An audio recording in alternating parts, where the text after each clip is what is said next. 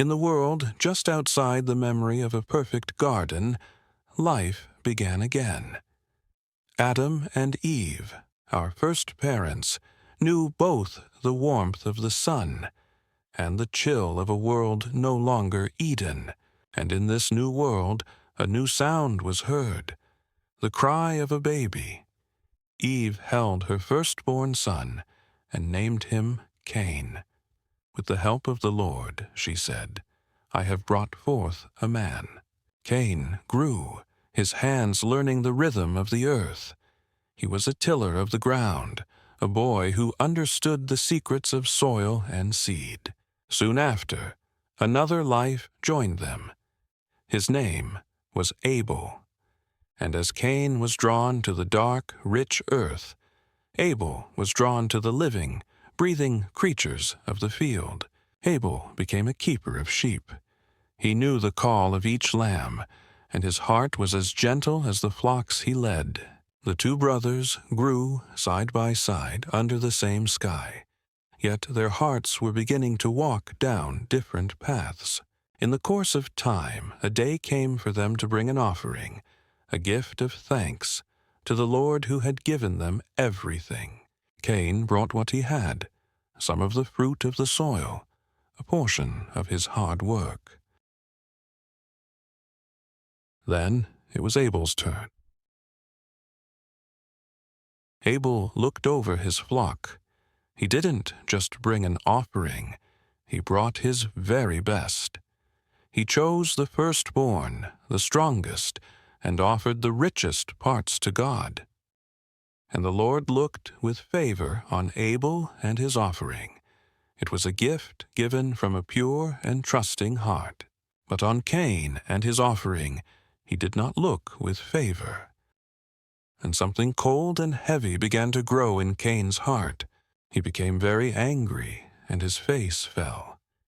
The light of the sun seemed to drain from his eyes, replaced by a deep and simmering shadow. Then a voice, calm and knowing, echoed not in his ears but in his soul. It was the Lord. Cain, the voice asked gently, why are you angry? Why has your face fallen? If you do what is right, will you not be accepted? But if you do not do what is right, be warned. Sin is crouching at your door. It desires to have you, but you must rule over it. Genesis 4:7. It was a warning, a choice, a chance to turn back. But Cain did not listen. The shadow in his heart had become a voice louder than God's. He went to his brother, Abel, and spoke to him. Let's go out to the field, he said. And Abel, who saw only a brother, not an enemy, went with him. And while they were in the field, Cain rose up against his brother Abel and killed him. The earth drank the blood of the first son to die. And for the first time, a human voice was silenced by a human hand. The echo of that silence was deafening. Then the voice returned, not gentle this time, but heavy with the weight of truth. Where's your brother Abel? Cain looked up, his voice sharp with a lie. I don't know, he answered. Am I my brother's keeper? The Lord's voice filled the world. What have you done? Listen, your brother's blood cries out to me from the ground. Now you are under a curse, driven from the ground which opened its mouth to receive your brother's blood from your hand. When you work the ground, it will no longer yield its crops for you.